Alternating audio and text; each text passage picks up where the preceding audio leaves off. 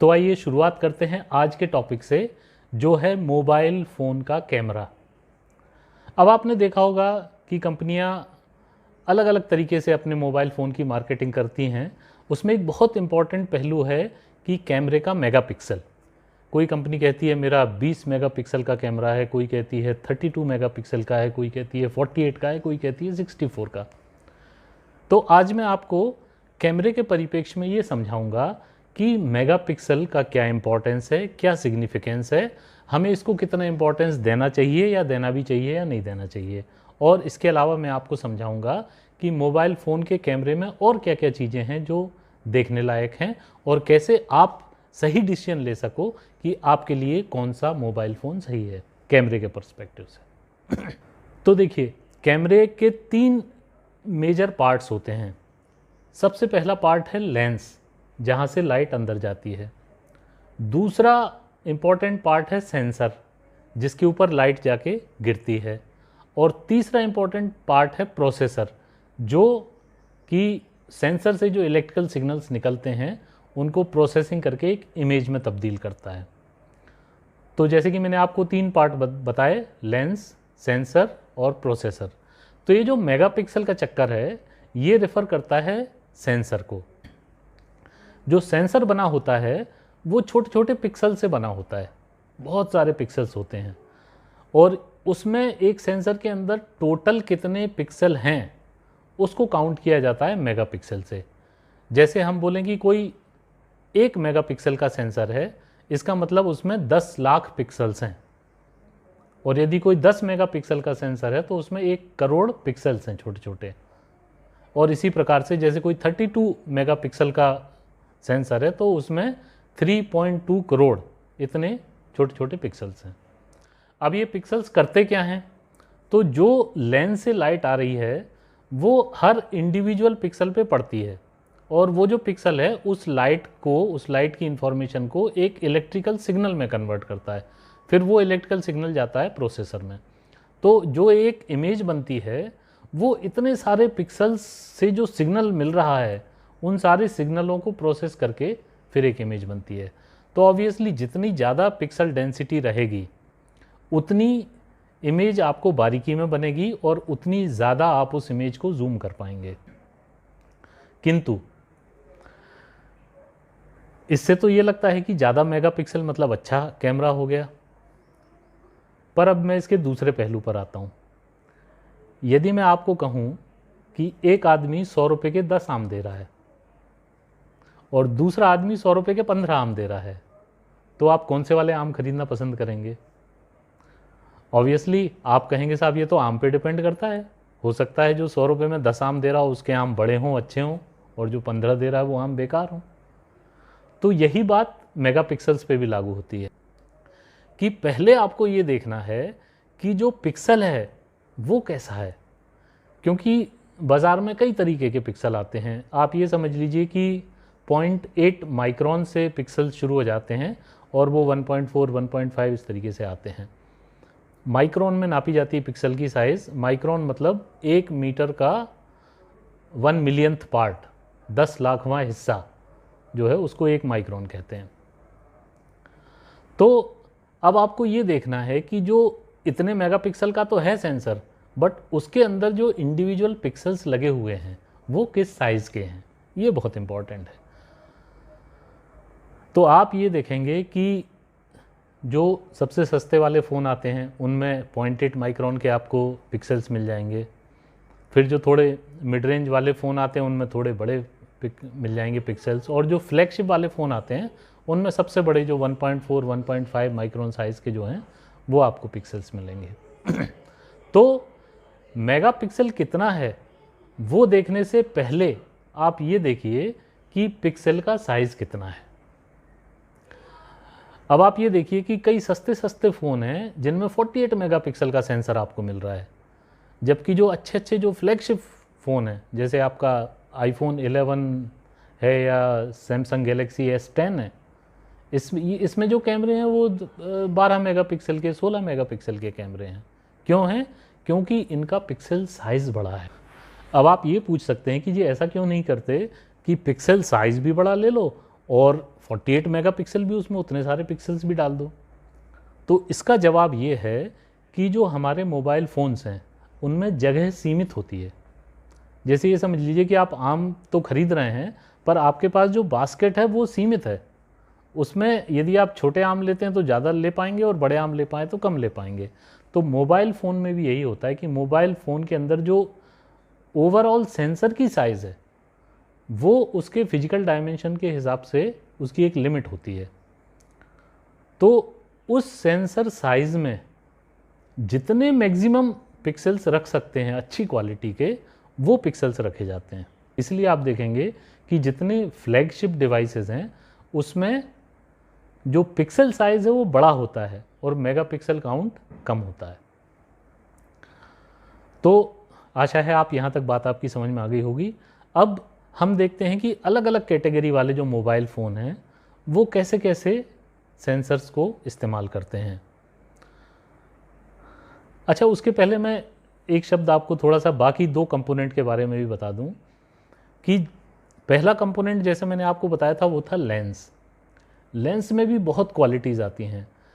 हालांकि लेंस को लेकर मोबाइल कंपनियां मार्केटिंग नहीं करती हैं, एक्सेप्ट एक आध कंपनी है जो कार्ल ज़ेइस के लेंसेज यूज़ करती है जो बहुत सुपीरियर क्वालिटी के लेंसेज होते हैं। तो लेंस में भी बहुत क्वालिटीज़ हैं और बहुत वेराइटीज़ हैं। उनके अलग अलग फोकल लेंस हैं और अलग अलग उनकी ऑप्टिकल प्रॉपर्टीज़ हैं। तो अपनी अपनी ऑप्टिकल प्रॉपर्टीज़ की वजह से लेंसेज की भी बहुत रेंज है, सस्ते से लेके महंगे से महंगा। और तीसरा और जो आखिरी एंड है वो है प्रोसेसर। तो प्रोसेसर के भी दो एलिमेंट हैं, एक तो है सॉफ्टवेयर और एक है हार्डवेयर। हार्डवेयर में जैसे आप सभी को पता है कि स्नैपड्रैगन 855, 855 प्लस, 845, 730, 720, इस तरीके के ये जो रेंज ऑफ प्रोसेसर्स हैं। और उसी के साथ साथ हर कंपनी का अपना एक इमेज प्रोसेसिंग सॉफ्टवेयर भी होता है जो वो अपने उस फ़ोन में यूज़ करती है। तो ये तीन चीज़ मिलकर एक अच्छा कैमरा बनता है। मतलब एक बहुत बढ़िया लेंस हो, लेंस मतलब खाली अकेला लेंस नहीं, उसके साथ में बड़ी सारी चीज़ें होती हैं, ऑप्टिकल स्टेबलाइजेशन और ये वो अपर्चर वगैरह। तो एक बहुत बढ़िया लेंस हो, एक बहुत बढ़िया सेंसर हो और एक बहुत बढ़िया प्रोसेसर हो, प्लस एक बहुत बढ़िया प्रोसेसिंग सॉफ्टवेयर हो, तब जाके एक परफेक्ट कैमरा बनता है मोबाइल का। तो जो भी आप फ्लैगशिप डिवाइसेस देखेंगे, जो कंपनियों के सबसे अच्छे डिवाइसेस होते हैं, जो सबसे महंगे डिवाइसेस होते हैं, उसमें कंपनी क्या करती है, सबसे बढ़िया लेंस लगाएगी, उसमें जो बाकी उसके सब यूनिट्स हैं, ऑप्टिकल स्टेबलाइजेशन वगैरह, वो भी सबसे बढ़िया लगाएगी, फिर सबसे बढ़िया सेंसर लगाएगी, फिर सबसे बढ़िया सॉफ्टवेयर डालेगी, सबसे बढ़िया प्रोसेसर लगाएगी। तो ये उसका एक नंबर का माल बना। और ये हमेशा बहुत महंगी वैरायटी के फ़ोनों में मिलता है, जो फ्लैगशिप डिवाइसेस हैं उन्हीं में ये देखने को मिलेगा। स्पेक्ट्रम के दूसरी तरफ जो सबसे सस्ते डिवाइसेस हैं, जो 8,000, 10,000, 12,000, 15,000 वाली रेंज में आते हैं, उन डिवाइसेस में इसके ठीक उल्टा होता है। सबसे सस्ते वाला लेंस लगेगा, ठीक है, और बाकी कंपोनेंट भी, प्रोसेसर, ये सब सबसे सस्ता लगेगा। पर यदि सब चीज़ सस्ती लगा देंगे तो फिर मार्केटिंग किसके हिसाब से करेंगे भाई? फ़ोन कोई क्यों खरीदेगा? तो इन सारी चेन में वो एक चीज़ कोई महंगी लगा देते हैं और उस एक महंगी चीज़ को लेकर उसकी मार्केटिंग कर दी जाती है। जैसे इस पूरी चेन में जो आजकल ट्रेंड चल रहा है कि बाकी सब कुछ ऑर्डिनरी लगा हुआ है, बस एक जो सेंसर है वो बढ़िया लगा दिया। बढ़िया मतलब फ्लैगशिप लेवल का नहीं, पर सबसे सस्ते से थोड़ा बेटर लगा दिया। उन्होंने कहा जी 48 मेगापिक्सल का किसी अच्छी कंपनी का सेंसर लगा दिया, तो उस सेंसर के दम पे वो उस फ़ोन की मार्केटिंग कर पाते हैं, जो आपके कानों में बार बार डाली जाती है कि जिसमें 48 मेगापिक्सल है, 48 मेगापिक्सल कैमरा है, 48 मेगापिक्सल कैमरा है। तो आप ये मान के चलो कि यदि फ़ोन सस्ता है तो उसमें बाकी जो सारे कंपोनेंट हैं वो सस्ते लगे हुए हैं, एक कंपोनेंट हाई लेवल का लगा दिया है जिसको कि मार्केटिंग में यूज़ किया जा रहा है। अब आती है बात मिड रेंज वाले फ़ोन्स की। तो मिड रेंज वाले फ़ोन्स में क्या करते हैं कि हर चीज़ जो है वो बैलेंस की जाती है। बड़ी खूबी है मिड रेंज वाले फ़ोन, मतलब जो 20,000 से लेके और 30-35,000 तक के फ़ोन हैं, उन फ़ोन में बहुत तगड़ा परमुटेशन कॉम्बिनेशन चलता है कि कौन सा लेंस लगाया जाए।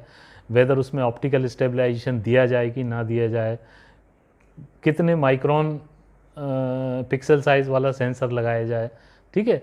तो ये सब चल के कौन सा प्रोसेसर लगा जाए। तो इसलिए आप देखेंगे कि मिड रेंज वाले फ़ोन में कंपनियां अपने अपने फ़ोन की अलग अलग मार्केटिंग करती हैं। जैसे एक पर्टिकुलर कंपनी है, वो कहेगी जी मैं 30,000 में आपको बेहतरीन गेमिंग फ़ोन दे रही हूँ। यदि वो आपको बेहतरीन गेमिंग फ़ोन दे रही है, मतलब ये है कि उसने लेंस सस्ता लगा दिया है, उसने सेंसर सस्ता लगा दिया है, लेकिन उसने प्रोसेसर बेहतरीन लगाया है, क्योंकि वो गेमिंग के काम आ जाएगा। दूसरी कंपनी कहती है कि नहीं जी मैं आपको बेहतरीन कैमरा फ़ोन दे रही हूँ 30,000 रुपये में। तो वो कंपनी क्या कर रही है, वो बेहतरीन लेंस लगा रही है, बेहतरीन सेंसर लगा रही है, प्रोसेसर जो है वो थोड़ा सा कम लगा रही है कि जो उसकी इमेज प्रोसेसिंग तो कर पाए, पर गेमिंग वगैरह में जो उतना परफॉर्म नहीं कर पाएगा। तो ये जो 25 से 30,000 वाली रेंज रहती है, ये बहुत ही खतरनाक रेंज है और इसमें आपको बहुत वैरायटी मिलेगी। इसमें आपको ये देखना है कि आपको किस पर्पज़ से फ़ोन चाहिए। तो यदि आपको कैमरा के पर्पज़ से फ़ोन चाहिए, तो फिर आपको खाली मेगापिक्सल नहीं देखना है। खाली मेगापिक्सल देख के तो फिर आप फंस जाएंगे। आपको यदि कैमरा के पर्पज़ से फ़ोन चाहिए तो आपको लेंस देखना है, आपको सेंसर देखना है, आपको उसका प्रोसेसिंग पावर देखनी है, तब जाके कहीं आप एक अच्छे कैमरे वाला फ़ोन ले पाएंगे।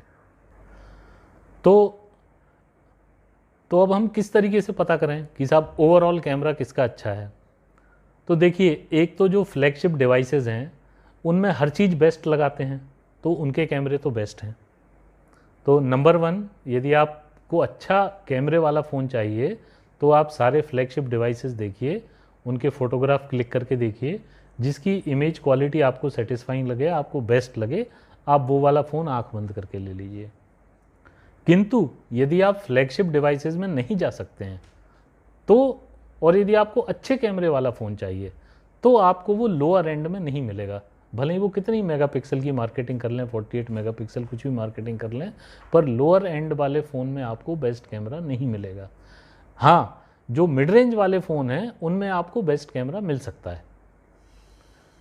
तो उसके लिए आपको जो है, जैसा कि मैंने आपको समझाया, उसके लिए आपको देखना पड़ेगा। सबसे पहली चीज़ आप उसमें देखिए कि आपको पिक्सल साइज़ क्या मिल रहा है।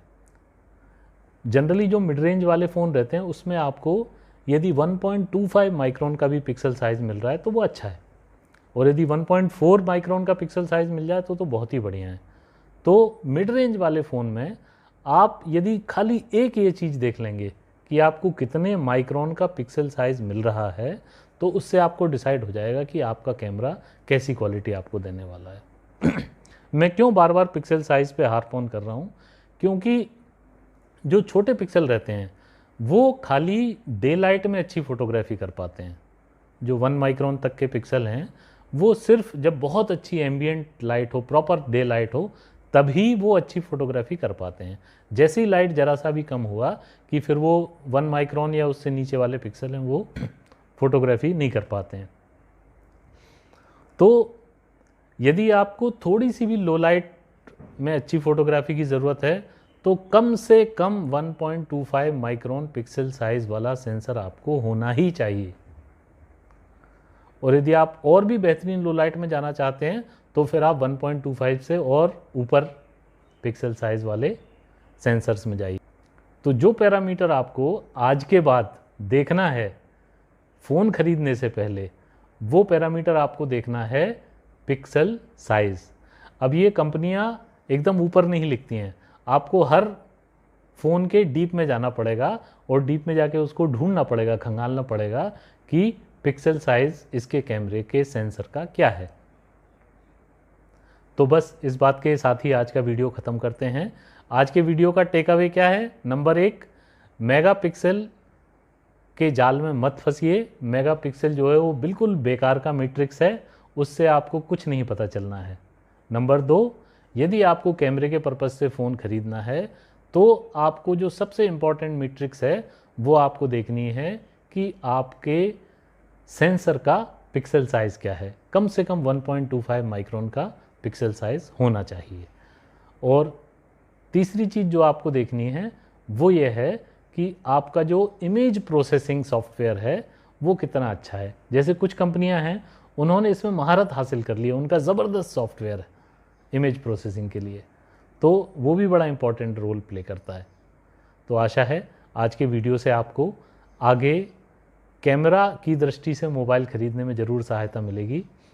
मैं और भी ऐसे ही वीडियोस बनाऊंगा, शायद आगे एक लेंस के ऊपर डेडिकेटेड वीडियो बनाऊंगा, फिर एक प्रोसेसर के ऊपर डेडिकेटेड वीडियो बनाऊंगा, फिर और भी दूसरी चीज़ों, गाड़ियों के ऊपर, जो भी आपके रोज़मर्रा की टेक्नोलॉजी है उसके ऊपर मैं आपको ऐसी वीडियोस लेके आता रहूँगा। बहुत बहुत धन्यवाद। Thank you. नमस्कार।